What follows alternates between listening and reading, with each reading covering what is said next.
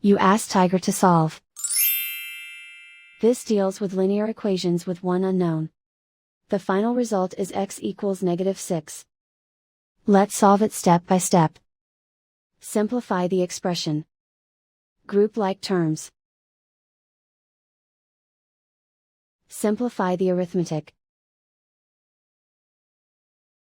Group all x terms on the left side of the equation. Subtract 2x from both sides. Group like terms. Simplify the arithmetic. Group like terms.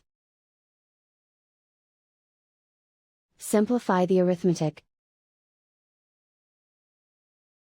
Group all constants on the right side of the equation.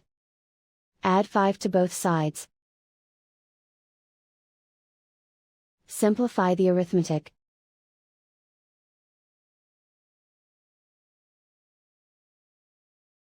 Isolate the x. Divide both sides by -3. Cancel out the negatives. Simplify the fraction. Move the negative sign from the denominator to the numerator.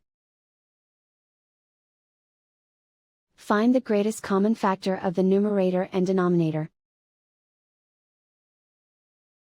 Factor out and cancel the greatest common factor. And so the final result is x equals -6.